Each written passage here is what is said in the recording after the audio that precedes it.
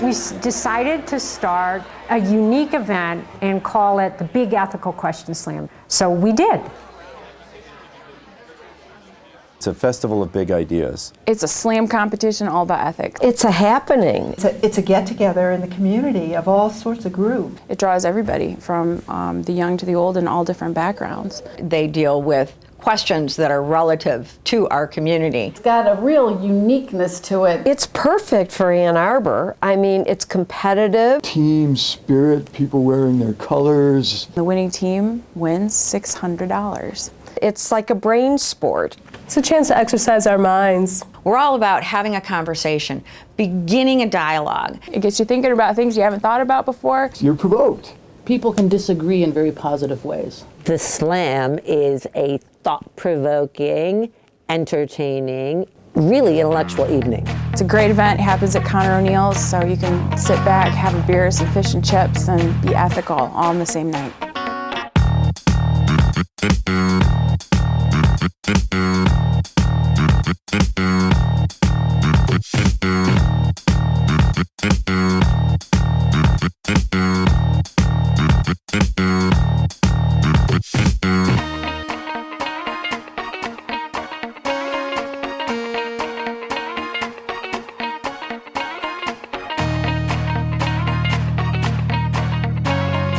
This is kind of like a quiz night, but with a much more intellectual bent to it, because you're asked these ethical questions and you have these teams that are kind of competing and trying to come up with the answer that will impress the judges. And of course, there are no right answers to these questions. And it's so rare that we get a chance to congregate and talk big ideas as a diverse community, and it's a real gift that A2 Ethics has given us.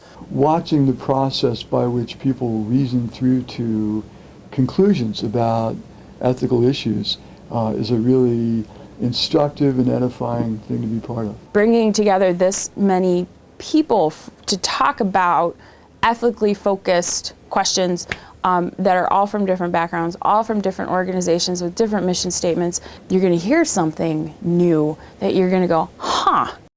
My Big Ethical Question Slam t-shirt is pretty much the only t-shirt I'll wear to school. One of the things that was really fun was getting the questions ahead of time and sitting down and looking at them as a group. The answers we come up with are actually a real collaboration of us just sitting there and we just hash it out, and we all have our unique perspectives and talents. And what we did was we had dinner for 2 nights in a row, and we probably should have done it for 5 nights, because what happens is you get off on these tangents and you start talking about why this is ethical, why this is not ethical. We go through all the questions and we add in kickers or see what's missing and give each other some feedback, and then that's it.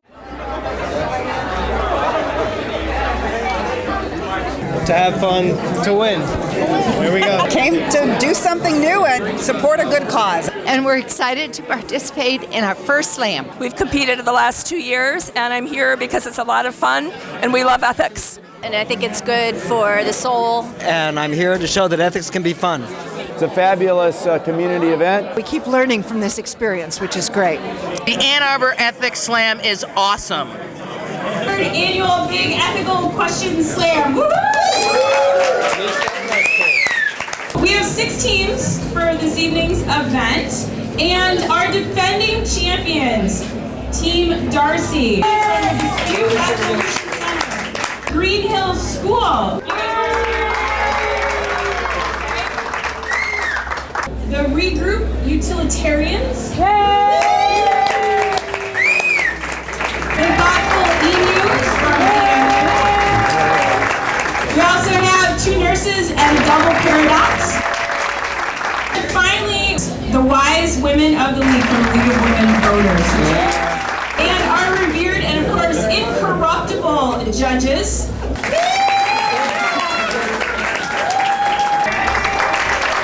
We're going to have a judge portion, and then we also have an audience participation portion. Everybody has a scorecard. You are also going to evaluate the quality of the answers that you hear this evening.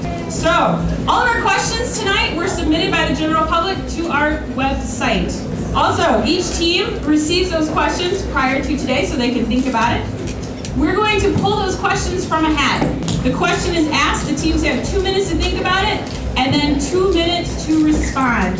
So the first place winner this evening wins $600, and the second place winner wins Philosopher Fridge Magnets. They also double as finger puppets. So, multitasking. Why do many of us believe there is something more blameworthy and more culpable about a drunk driver who kills someone accidentally on the way home than one who, equally drunk, drives home without anything happening? Green Hills, you have 2 minutes. We're taking the fact that someone has driven under the influence, which as a society we had decided is a crime, and it's a crime with consequences that may or may not happen. You may be able to get home safely, or you may get stopped by a cop and given a warning, or you may be driving 90 miles an hour and get your license taken away, or you may crash your car and have to go to court and be on probation, or you may kill someone, which adds the act of murder. And both of these crimes and both of these acts have different tiers of consequence. The driver who doesn't get caught and does get caught are both guilty of the crime of driving under the influence. The one who kills someone, which is a terrible tragedy, is also guilty of murder.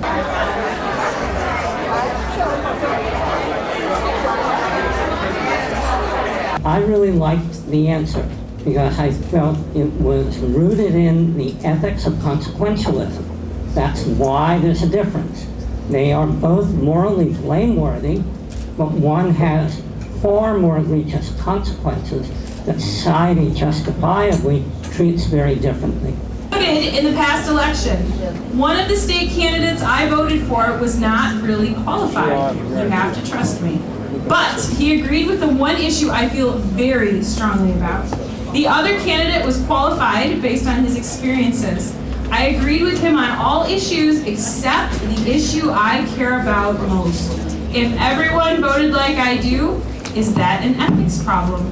We live in a democracy in this country, and the right to vote is granted to us by the Constitution. Right now, all men and women, every race and creed can vote. Yeah. Women have only been able to vote for less than 100 years. It is important that we all have this right, but it is a right given to us with privacy. As we make any decisions, we use our own thoughts to examine the candidates, to examine the issues.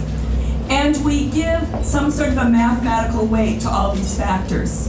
The question that was given was, the candidate is a horrible candidate, not somebody that's going to be a great leader. But there is one factor that is very important to the voter, that they're going to choose this candidate. Is that unethical?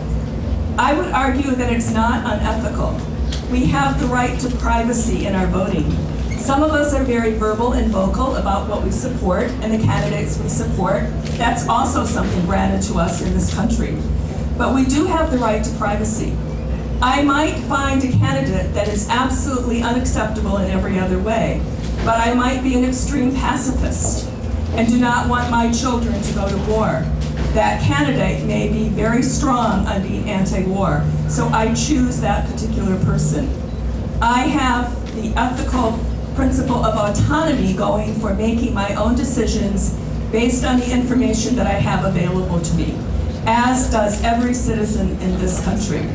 I find it may not be the best for us if people are one-issue voters, but then it behooves all of us to try to uncover the issues and decide who is the best candidate. I wondered, one, if the person who wrote this question is in the room. Okay, good.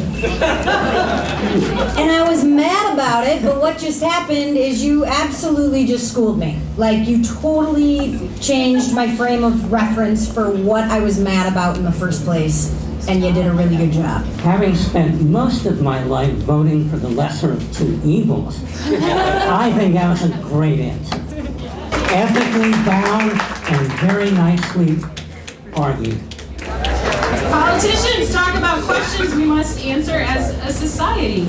Suppose we had a discussion about how to fairly distribute limited health care resources in our society.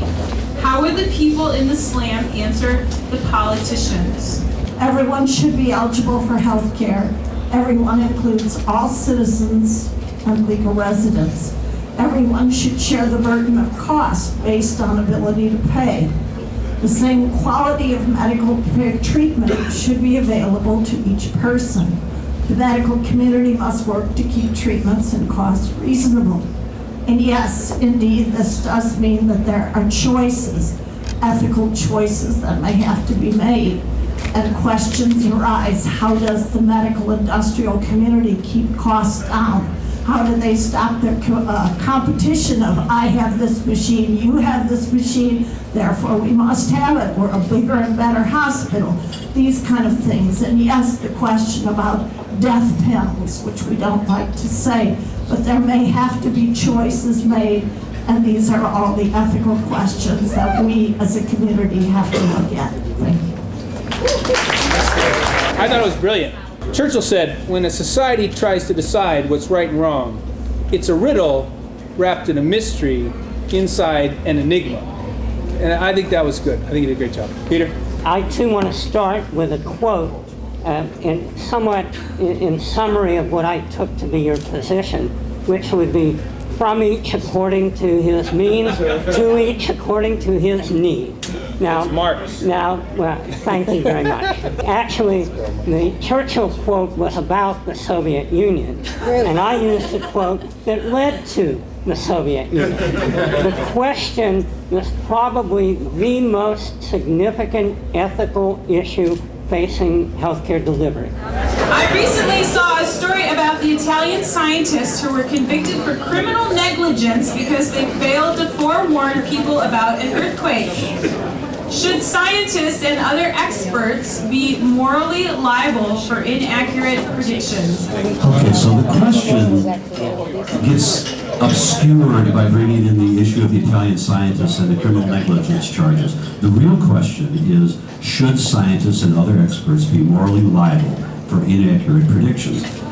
The answer to that is clearly not, as long as their predictions are done honestly and based on all the information that they have at hand.